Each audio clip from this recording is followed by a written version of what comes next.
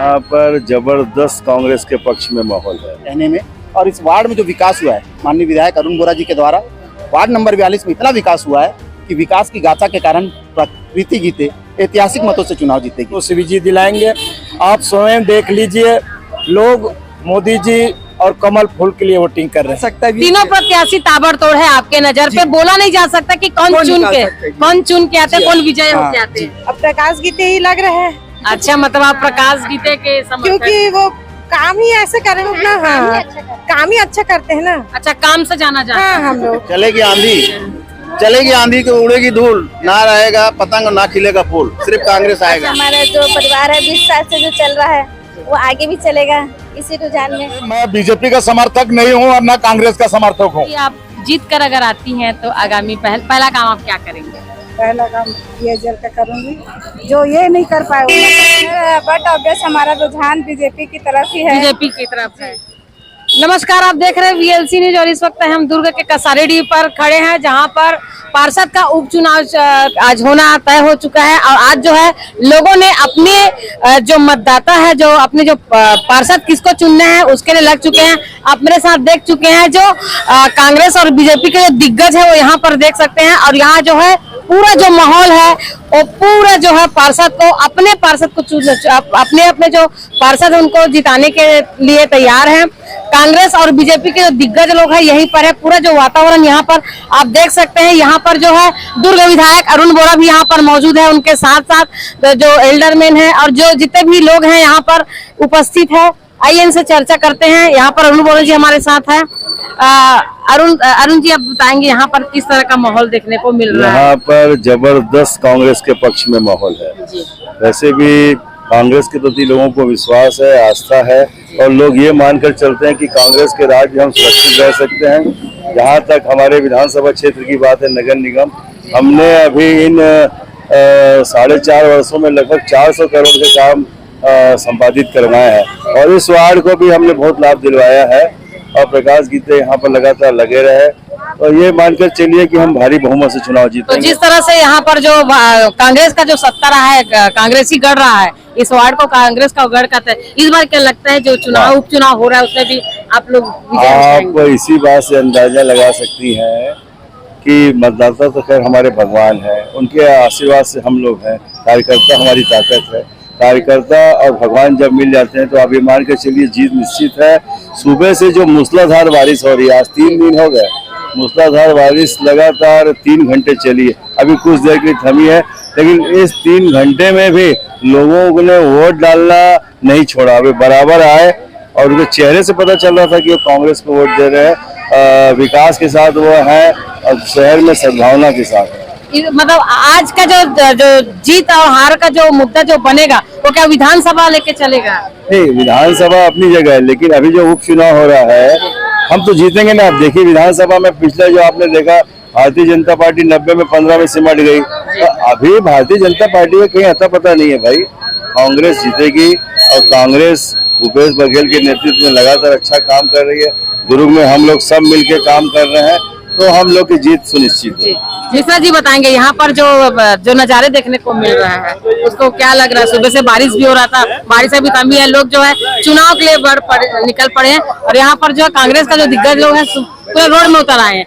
तो ये इतना बड़ा चुनाव है कि मतलब बड़े दिग्गज को यहाँ पर उतरना चाहिए। दिग्गजों को उतरना चाहिए, इसलिए उतरना चाहिए। कांग्रेस का कार्यकर्ता जब चुनाव लड़ता है तो दिग्गज लोगों का फर्ज बनता है कि उसके लिए यहाँ अपनी उपस्थिति दें। और दिग्गज जो लोग आते हैं, नेता हमारे, उनकी उपस्थिति को इसलिए कि क्योंकि जब वो चुनाव लड़ते हैं तो वो खुद उस जनता के बीच में जब जाते हैं, जब इन्होंने काम किया है तो इनको कोई परेशानी नहीं है आने में, जाने में, कहने में। और इस वार्ड में जो विकास हुआ है माननीय विधायक अरुण बोरा जी के द्वारा, वार्ड नंबर 42 में इतना विकास हुआ है कि विकास की गाथा के कारण प्रीति गीते ऐतिहासिक मतों से चुनाव जीतेगी। जो जन सैलाब आ रहा है वो कांग्रेस के पक्ष में है और कांग्रेस के पक्ष में माहौल है। लोगों का चेहरा बता रहा है।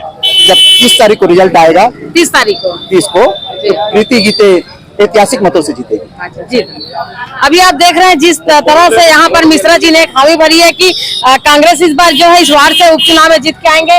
इसी तरह जो है सारे लोग हैं, हार जीत का जो माहौल है वो तो 30 तारीख के मिलेगा। इस दरमियान जो उपचुनाव को लेकर मतदाता का जो रुझान है वो किस तरह से आइए समझते हैं। और यहाँ पर देख सकते हैं कि बीजेपी के जो लोग हैं वो लोग यहाँ पर बैठे हुए हैं और कांग्रेस और बीजेपी के जो लोग हैं वो अपने मतदाता को एक रिझाने का प्रयास कर रहे हैं। यहाँ पर दुर्ग के जो जिलाध्यक्ष है जितेंद्र जी और यहाँ पर मौजूद है जितेंद्र वर्मा जी।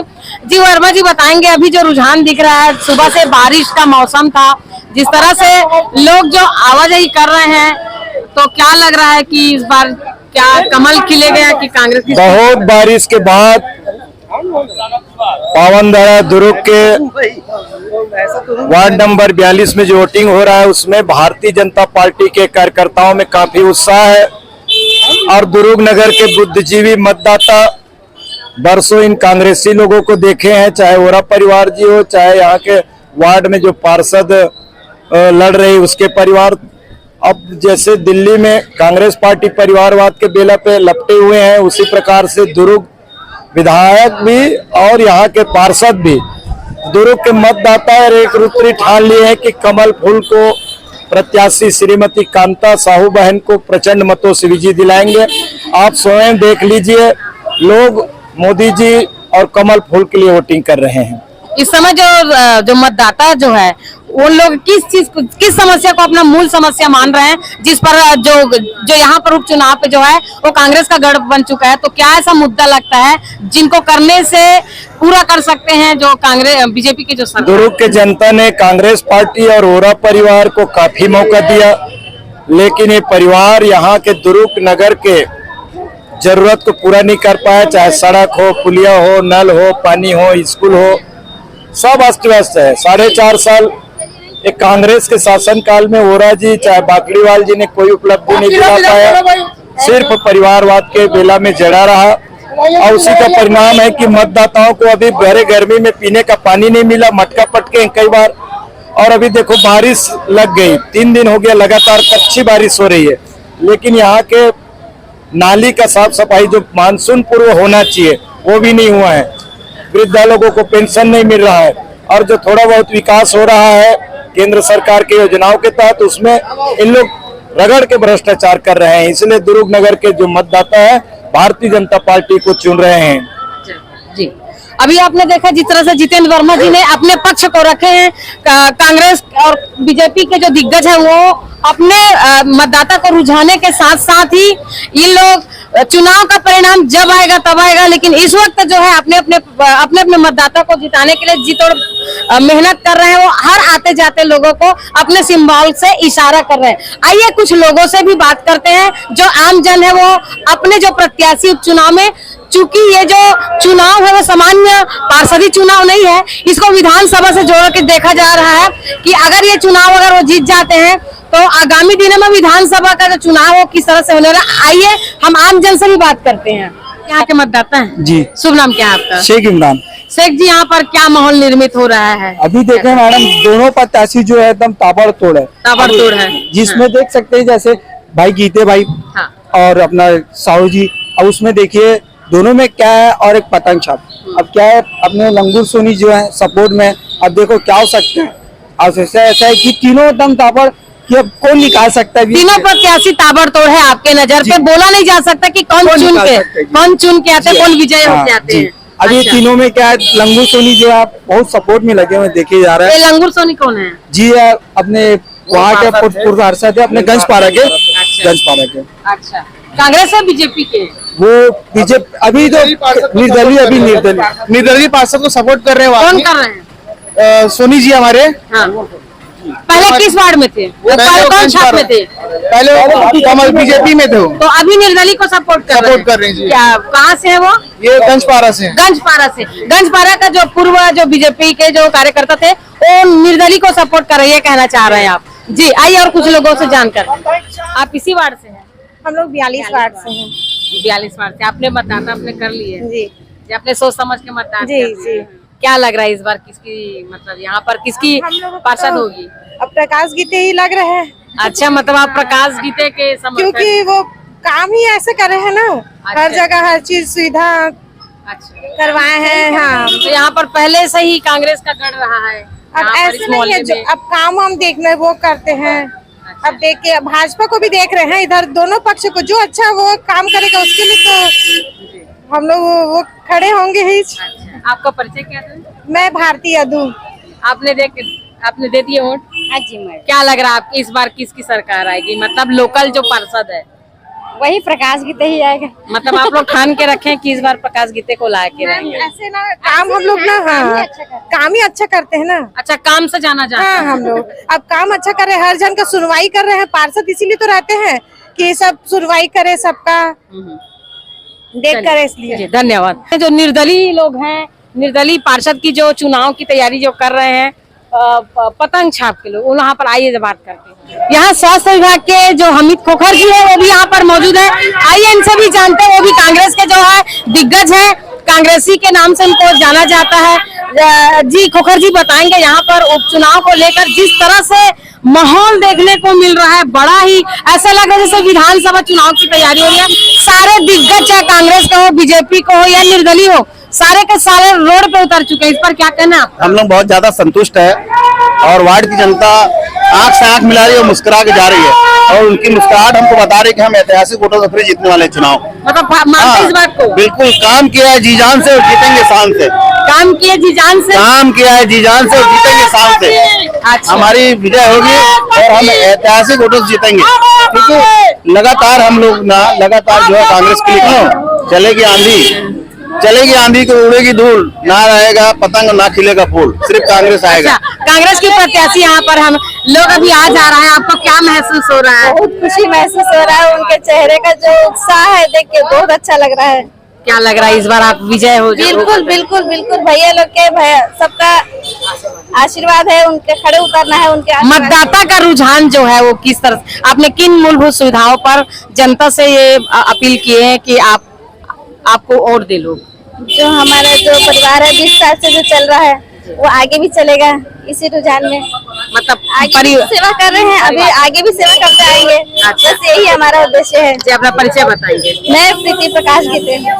गीते मैडम जो है, इनका कहना है कि 20 साल से जो इनका परिवार है ऑलरेडी कांग्रेस से इस वार्ड से जीतते हुए आई है, तो इस बार उनको काफी उम्मीद है ना। आइए और जानते हैं जो निर्दलीय पार्षद की जो तैयारी कर रहे हैं वो यहाँ पर है। जो बीजेपी के दिग्गज थे वो यहाँ पर निर्दलीय को सपोर्ट कर रहे हैं। आइए जानते हैं। जी भैया, अपना परिचय बताएंगे पहले। मैं ध्रुव कुमार लंगूर सोनी जी। और मूल निवासी वार्ड नंबर 42 का आज उपचुनाव हो रहा है, और इस चुनाव में हम जो है ना निर्दलीय प्रत्याशी को जो है ना समर्थन कर रहे हैं, पतंग छाप को। हमारी प्रत्याशी जो है ना पढ़ी लिखी है और साथ साथ जो है ना विकास के विषय में दस्तावेज लेखा के रूप में कार्य कर रही है तहसील में, और समाज के लिए बहुत जुटकर जो है ना लगातार काम करती है।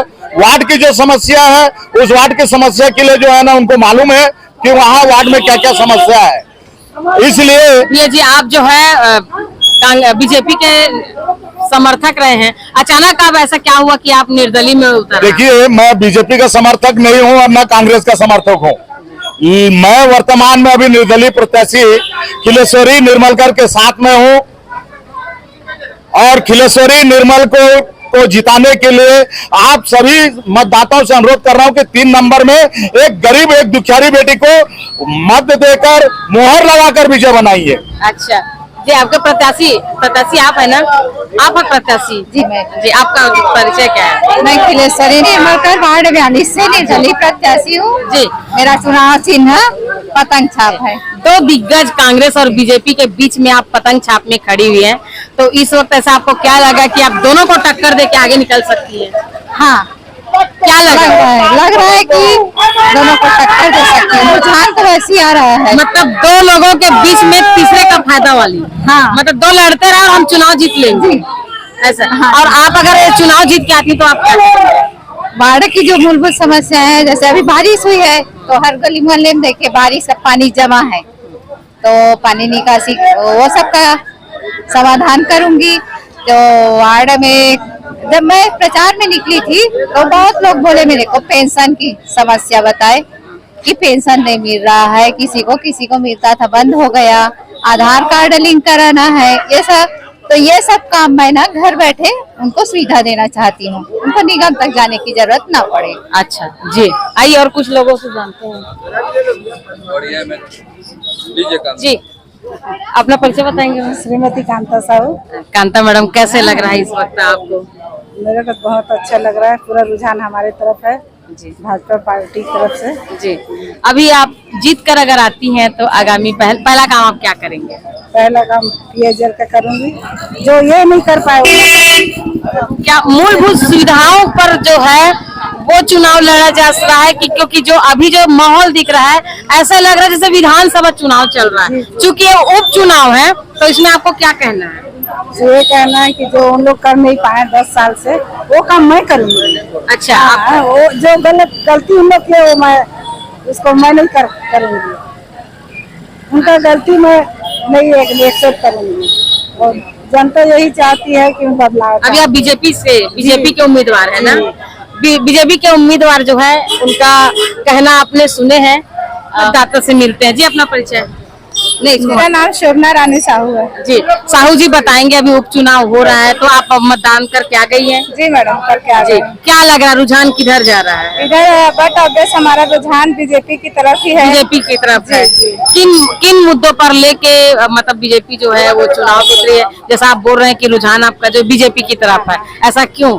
ऐसा ये है मैडम कि सबसे सर्वप्रथम कारण ये है कि जो हमारे बीजेपी प्रत्याशी है वो पहले भी इस वार्ड में हम अपनी सेवा दे चुकी है, और जनता चाहती है कि वो फिर से इस सेवा को, अपने प्रयास को बहुत आगे लेकर जाए। जनता तो आप ही लोग हैं, आप ही लोग चुनेंगे, चाहे कांग्रेस हो, बीजेपी, चाहे निर्दलीय हो। नहीं, वो जो है बीजेपी प्रत्याशी जो है वो इस वार्ड की बहुत ही कर्मठ महिला है और वो इस पद को डिजर्व करती है।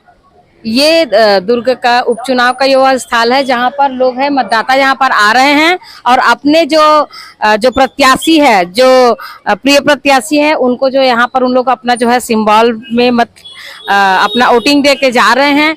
केंद्र क्रमांक नगर निगम का जो उपचुनाव का जो यहाँ पर सिलसिला है, मतदाता आ रहे हैं और इसका जो चुनाव का जो नतीजा है जानकारी के मुताबिक 30 तारीख को आएंगे। इसमें इस उपचुनाव पे विजयी कौन होंगे ये तो मतदाता तय करेंगे और आने वाला 30 तारीख बताएगा। लेकिन यहाँ पर आपने देखे कि सड़क पे उतर के, चाहे बीजेपी के हो, चाहे कांग्रेस के हो, चाहे निर्दलीय के लोग हैं, किस तरह से अपने लोगों को विजयी बनाने के लिए, उनको जिताने के लिए जो है रोड पे उतर आए हैं। ये उपचुनाव दुर्ग निगम का ऐसे उपचुनाव नहीं लग रहा है, ऐसे लग रहा है जैसे विधानसभा चुनाव का जो है वो माहौल यहाँ पर देखने को मिल रहा है। इस उपचुनाव में विजय किसके होते हैं इसको आने वाले समय बताएंगे। हर खबर के लिए बने रहिए VLC के साथ, तब तक के लिए नमस्कार।